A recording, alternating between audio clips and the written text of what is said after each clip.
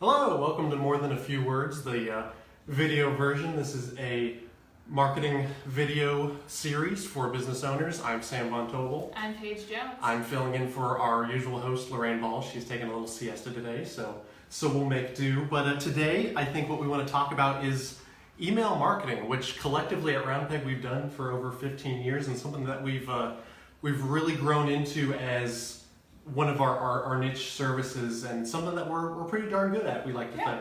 I think we're pretty good at it. Yeah, but over the 15 years that we've done it, a lot has changed, and especially now we use Constant Contact, which we love.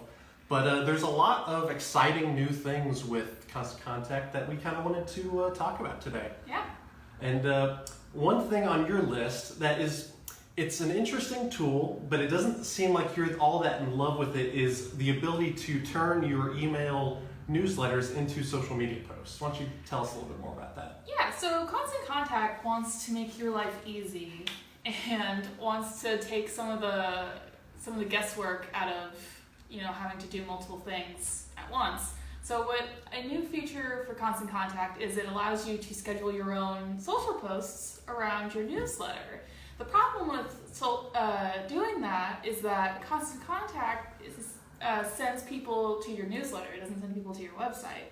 So whereas with normal social posts, you're going to have people going to your website.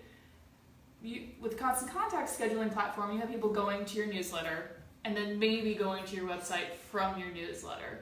And what we know about consumers is that they really don't like that middleman. They really don't like that extra step. They're very lazy. So they don't want to pull up your newsletter and have to go to another website and open more tabs. Yeah. So as far as scheduling social posts, you probably would not want to use Constant Contact's scheduling feature. Yeah, it's also a little problematic because, whatever your content marketing platform is, social media, email, whatever, the ultimate goal should be to go back to your website. Your website should be the home base for all of your content, and if people aren't coming to your website, they're not going to have a chance to fill out a contact form. They might not see your phone number, might turn into a non-sale, And they won't get as much information as they could get from your website if they're just looking at your newsletter. Yeah, absolutely. At the end of the day, everything should be focused on going back to your website. I definitely agree. Another tool that I've found very interesting is kind of this new A/B headline testing tool. Oh yeah, this one's great. So let's say you're sending out an email to 5,000 people on a list, but you want to see, and you have two ideas for a subject line, but you want to see which one does better. What Constant Contact's new A/B tool does is it takes, you can test two different headlines to a sample group of people, and then within one day, whichever subject line is doing better, it'll send that subject line to everyone else, and hopefully that will be the more successful, and more people will open and click on your email. Yeah, it's a great way to kind of figure out exactly what your community is looking for.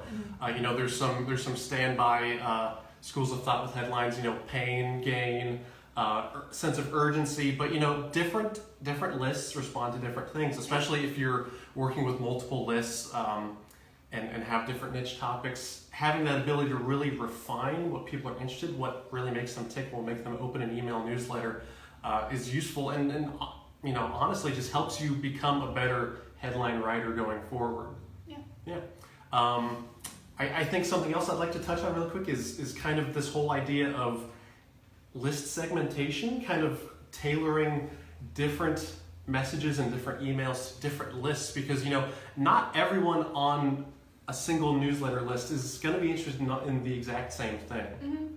So I definitely agree with you, and you can also use click segmentation and take it to another step. Whereas, let's say you have a conference, like we just had Digital Toolbox. Yeah. And someone clicks on the registration button, but they end up not registering for the conference. You can segment that list and send follow-up emails to directly targeting people who clicked but didn't register to your conference, and apply messaging directly to those people to figure out, hey, why did you click? Why didn't you register? What stopped you doing that. Yeah, absolutely. Also great for just sending different messages. I mean, you wouldn't necessarily want to send someone who's already a customer an email messaging like, hey, follow up with us. We want to hear from you, but that doesn't really make sense if they're already a customer. Yeah. Having multiple lists with different messaging is definitely a very useful tool. We love email marketing. I feel like sometimes it gets a little raw into the deal as far as where people are going to be focusing on content marketing, but we absolutely love it. It's an effective way to really reach your customers and give them a specialized message. If you're interested in learning more about email marketing, check out some of our resources, read some of our blogs. I think this went well. I think it did too. Yeah, Lorraine will be back soon, so we're off the hook for next time. But in the meantime, thanks for joining us. This has been More Than a Few Words. We'll catch you next time.